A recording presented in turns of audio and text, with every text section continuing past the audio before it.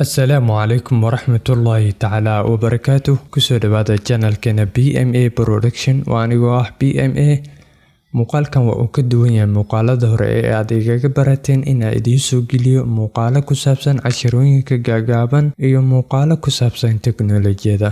Baraha bulshada ayaa ayaantan waxaa laisla dhex marayay muuqaalkan oo yar Indonesian ama Malaysian oo akhrinaya Quraanka Kariimka ah asigoo jooga Got Talent. Waa ayaan daro in diinta loo adeegsado si qaldan iyadoo laga leeyahay ujeedo gaar ah ama la doonayo in dadka lagu soo jiito. Diinta Islaamka waa xaq, uma baahna waxyaalo been ku saleysan. Waa diinta kaliya ee xaqa ah, runtana ka hadlayso, khiyaano iyo beenna inooga digayso. Marka waxaan idinla wadaagayaa dhowr calaamadood oo tilmaamaysa in muuqaalkan uu yahay 100% fake ama been abuur ah. Mar anigoo muuqaalkan daawanayo ayaa waxaan akhriyay qaybta commentiga, waxaan arkay dad dhahayaan muuqaalkan waa fake.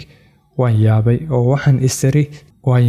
waxaan isiri talow dadkan ma waxay ka xun yihiin horumarka yarkan. Markaan si fiican u fiiriyay waxa ii soo baxday in muuqaalkan la soo jarjaray oo isla yarkan soo habeeyay, kadib ujeedada uu ka leeyahay ma garan karo. Waxaan idiin soo dhigayaa muuqaalka yarkan oo dhammaystiran qaybta description-ka si aad u qanacdaan. سبح اسم ربك الأعلى الذي خلق فسوى والذي قدر فهدى والذي أخرج المرعى فجعله غثاء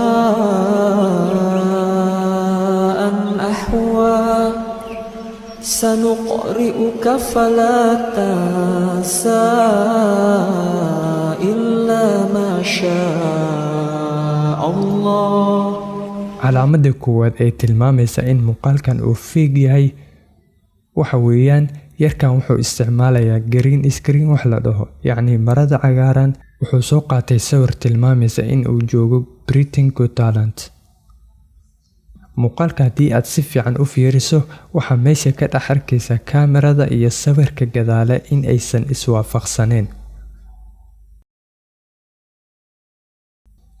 Calaamada kale ee tilmaamaysa in muuqaalkan uu yahay fake, codbixiyaasha Got Talent waa ay kala duwan yihiin. Waxaa fahmi karo cidii daawata Got Talent. Marka meesha waxay ku fadhiyaan 3, marna 4, marna dad kale ayaaba jooga. haddii aad si fiican u fiiriso waad fahmaysaa.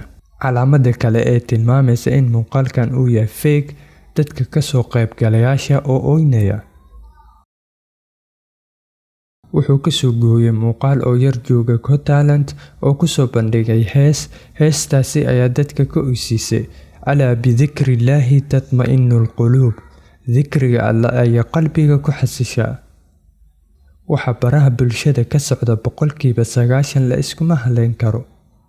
Hadda ka hor waxaa barta Facebook qabsaday muuqaal, waxay ahayd muuqaalkaas magaalo oo guuraysa. Weligaa ma aragtay magaalo guuraysa? Dad ayaa barun u qaatay iyagoo leh aan bililaqaysan magaaladaas. dadkii banaanka jooga oo dadkii dukaamada iyo waxaa jooga ana aynu didaa beledka soo dhaxmara war magaala guuraysa ayaa maqalna markaa. waa gartay. waxaa loo yaqaanaa waxaas 70 hologram. waad ku mahadsantahay daawashadaada quruxda badan. haddii aad ku cusubtahay channelkana subscribe saar, sida aad u sheergaraysana muuqaalkii kalena u sheergaray si ay dad badan u ogaadaan xaqiiqda muuqaalkaas.